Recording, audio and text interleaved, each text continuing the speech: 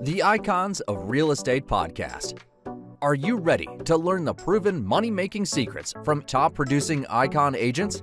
Ready to skyrocket your business? This podcast is for you. Tune in every week and find out how to implement proven strategies to 10 times your business. From $3 million to $30 million in just 12 months. Brought to you by the Masters in Real Estate Marketing, Arter SEO.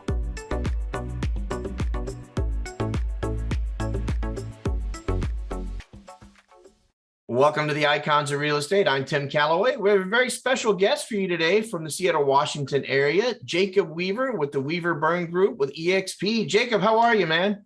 Hey, I am doing really well. Yeah. We're finishing out the week here on a Friday, and it is sunny over here in Seattle, which is kind of a crazy thing for February. So I don't believe you.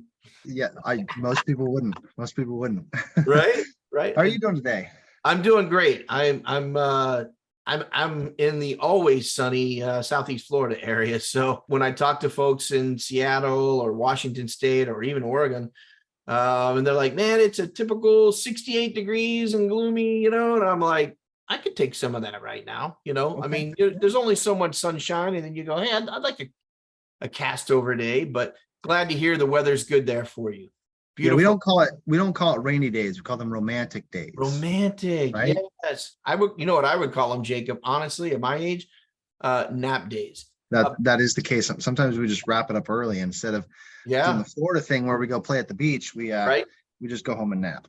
Hey, you probably know as much as I do, though. Those days in the sun, they'll put you to sleep too. That's true. The sun will zap you. So Jacob, I got to ask you, I'm going to ask you the same thing I ask everybody else. I'm not going to let you off the hook. Were you a young child of 5 tugging at your parents' pant leg and you said, hey, I want to become a realtor or into real estate? Or were you like the rest of us where you kind of fell back into it? So I'm a combination. Okay. So one of 3, not 5. But long story short, my parents were in real estate and in trucking, actually. Oh, wow. I grew up was born in California, ended up moving to Idaho. That's where I spent much of my growing up. But my parents owned real estate back in the 80s and early 90s. Long story short, went sideways. They had a really bad partnership.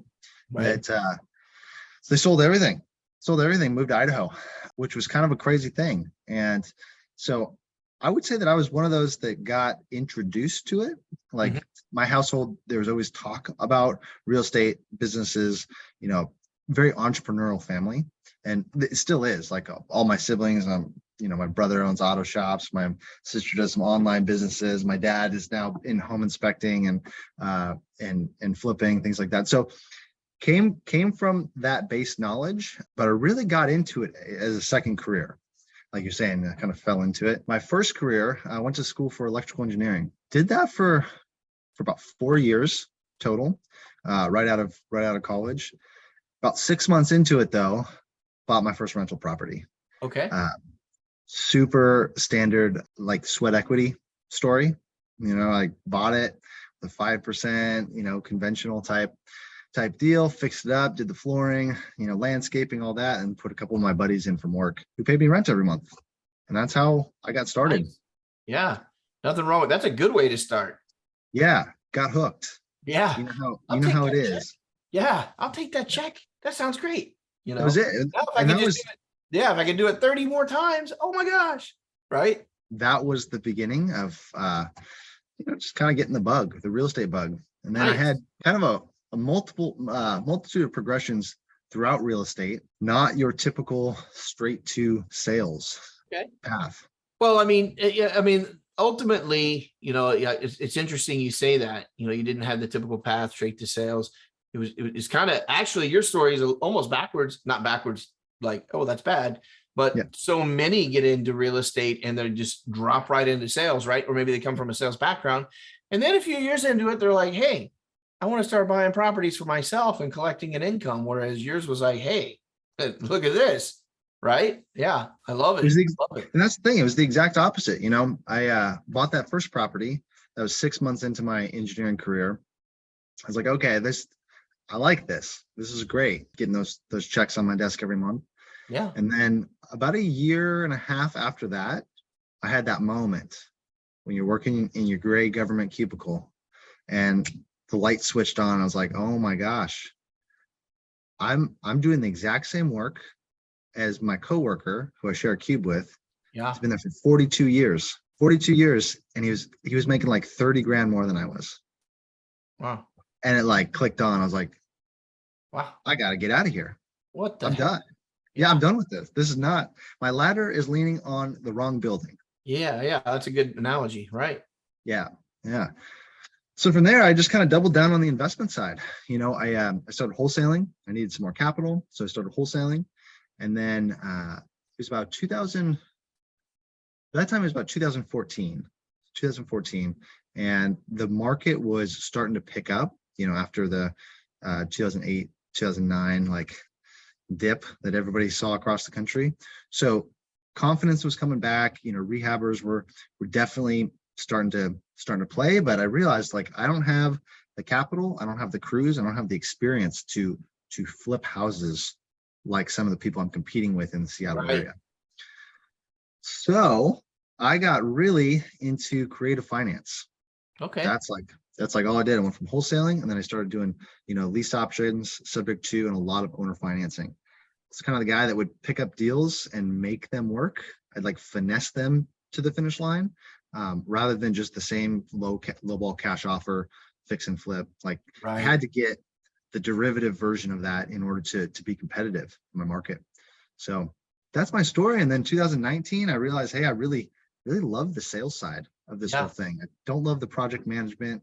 The acquisitions is great and the disposition is great. So like, why not build my sales career around this idea that, hey, there's a lot of investors and builders that, need good brokers to help guide them through that, the front end and the back end, and even some in the middle, right? Because there's a lot of people who are flipping properties that don't necessarily make the right choices for that end product. And so, 2019, I just kind of fell right into the sales side and doubled down on that.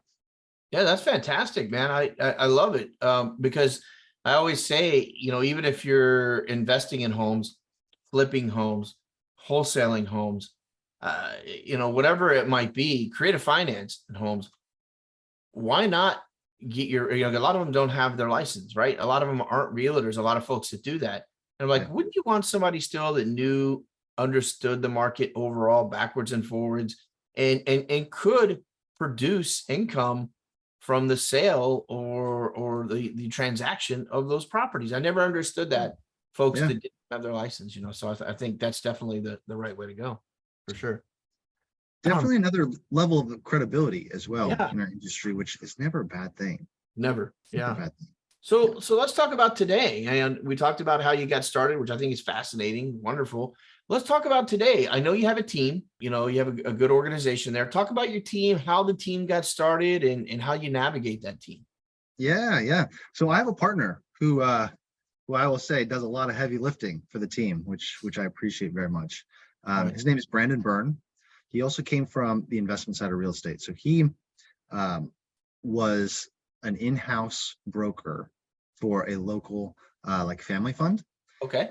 So, I mean, he put up some crazy numbers. He went from never being licensed, and in his first 18 months did like 200 deals. Oh, wow. Like kind of crazy numbers for a brand new broker, So in 2019, when I left kind of my boutique brokerage and, my investment company and went to EXP Realty to kind of double down on the sales side, he and I joined up together actually at the same time through a mutual mentor. Today, you guys should probably know each other. I can't believe you haven't run into each other, you're kind of in fringe circles. So we ended up, grabbing a basket of fries and a beer. And in an afternoon, we said, hey, this feels great. This feels great. And so we created our team back in 2019. And the first year was pretty much just him and I, just feeling it out and getting transactions, getting some flow going. And then, now we're like 12 production brokers. And our whole thing is really like, it's again, investor focused, helping people understand how do you source opportunities? How do you craft and architect a transaction starting with the investors, right? So top of the pipeline is investors, builders, multifamily, land deals. And then from that, we pick up great looking, brand new listings, either new homes or renovated properties. And from there, that's where our retail business kind of spins from. So we've never been, somebody that just sends a lot of direct mail or spends anything on marketing. Really, we're all about finding a good deal on the front, and then from there, it's like the open houses and the door knocking from the retail business that just kind of spins off from that. On the ground stuff, right? That's right. Yeah, that's fantastic. Yeah. So let's put our prognostication hats on. Let's start predicting the crystal ball. Let's see what's going to happen. What's your vision board look like for the next 1, 3, and 5 years? What plans do you have, and what direction do you think you'll be going? Yeah, great question. Well, we love the infill development. That's been a big part of our business. So our pipeline, moving forward, pretty heavy on that kind of mid-tier luxury price point in single family homes. So that's going to continue to be, kind of bread and butter, although, market has shifted and there's all sorts of things at play right now in the new construction world. But 3 to 5 years, we're really interested, and we've been playing with a lot of the larger type developments. Here in Seattle and in Bellevue, there are some crazy towers going up. A lot of pretty heavy hitters, national heavy hitters or family funds and people who are looking to invest and to build Bellevue in Seattle. So we are playing with some deals that are a little bit bigger, condo buildings and things like that, which that's really kind of where we're trying to get our foot in the door, still in that vein of new construction and investment property, but kind of the next higher level.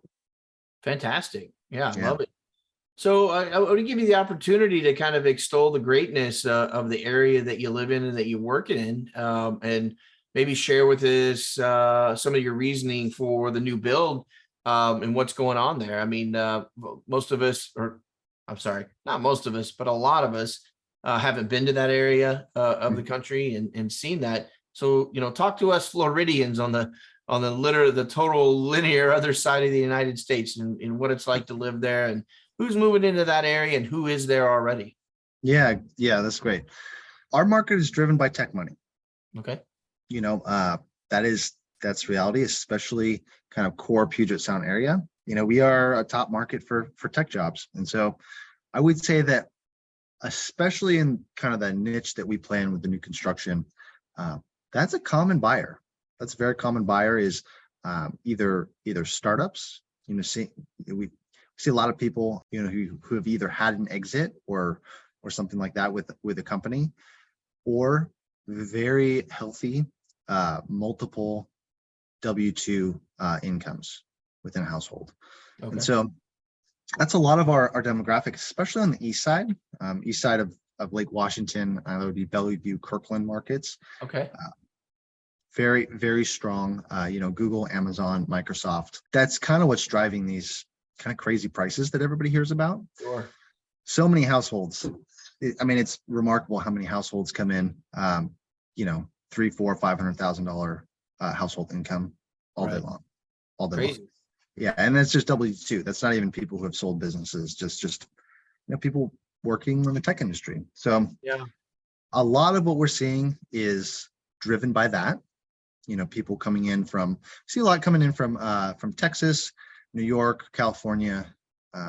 Tends to be a lot of those tech hubs that we see people moving into, but also just a lot of people who have been here for years, and those are where the jobs are.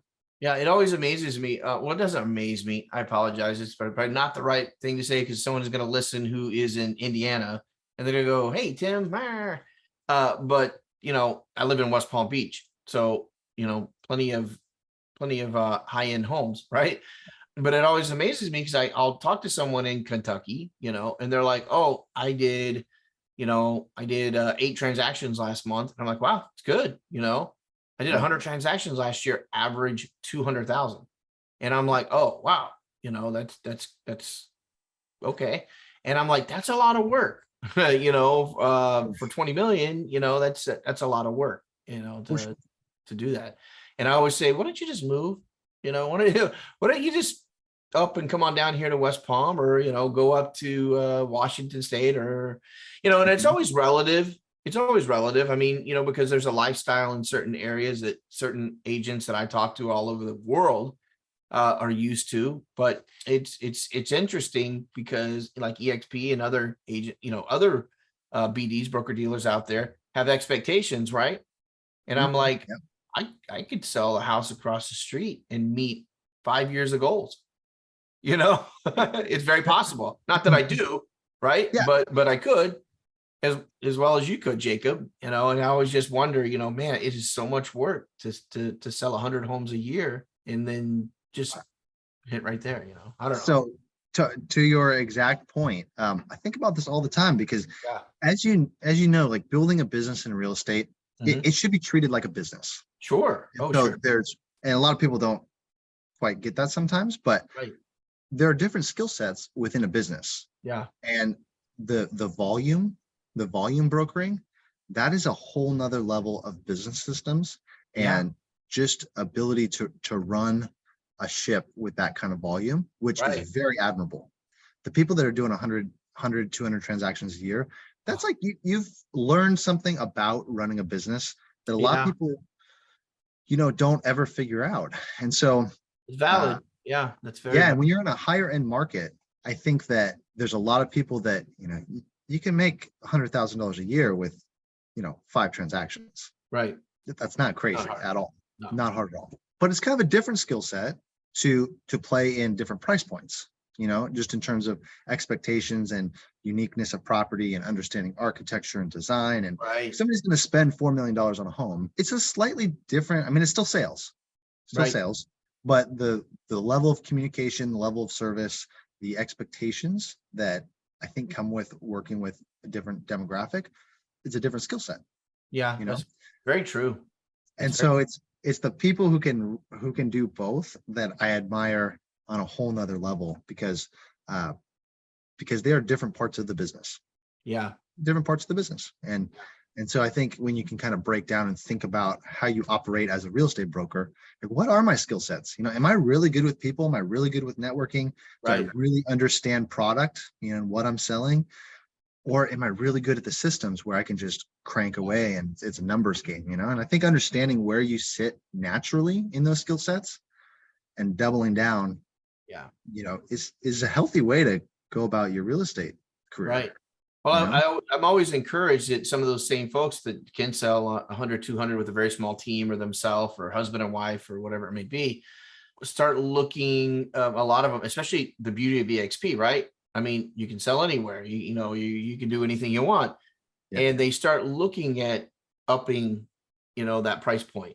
And they're like, how do we do that? Do we market in these certain areas now? Do we get a boots on the ground in that area? Because I live in Akron, right? But I know in this area of Cincinnati, there are $5 million homes. So that's a nice thing about EXP for sure. Because you have that levity or that mobility, I guess, to be able to do that. Jacob, how would someone get in touch with you if they wanted to list their home or maybe come join the team or, maybe they just want to buy a home or talk to you about real estate? How would they get in touch with you? Yeah. I'm pretty active on Instagram. That's definitely an easy way to just connect. I think like get to see cool real estate stuff and easy connect. So yeah, you can reach me at jacob.weaver.realtor. Perfect. Super easy. That's the best way. And then we do have our website as well, which you can kind of see some of the projects that we've been working on. And nice. Yeah. Very nice. So I'm going to kind of let you, I always say that you're the hit record and I'm the DJ spinning the records, if anybody knows what records are still. But, you're the hit record of the day. Take us out here the last minute or two and give us something positive to kind of go into the weekend with, whatever's on your mind, your heart, your soul that you'd like to share with everyone. Yeah. Okay. One of the big themes that I've been working on for the last couple of years actually is just putting everything into perspective for playing a long game. Everybody thinks that real estate, you should be able to go, close, like, especially new brokers. They're like, I'll close my first 5 deals in the first 6 months. Just worry about building foundations, right? Building foundations. And if you just keep looking far enough out, magic happens. Sure. Magic happens on a long enough time horizon. And no, I think it's really challenging for people to think long enough. So that's something I always encourage, and I'm thinking about all the time. It's like, okay, how do I just keep playing this game for 10 years down the road? Like, oh, just play another 10 years. And that seems to just be like the most encouraging thing, because the bumps don't matter, you know, when you're thinking about your 10-year plan. And so that's something I always just encourage, you know, people that I mentor and people on our team and people around me. It's like, well, great, this year's numbers, you're working towards that. Keep hustling, keep putting the work in, but like set the foundation for your 5 and 10-year blocks, because that's where, you know, now being 10, 11 years in the industry, I've seen a couple of those 5-year blocks tick by, and I'm like, wow, a lot happens in those 5 years if you just keep thinking big enough, you know, keep thinking long enough. 5 years can change your life, not only your life, the rest of your whole organization, you know, and the dozen lives with it. Yeah, that's right. Good stuff. Good stuff. Well, Jacob, I really, really appreciate you being on the show today.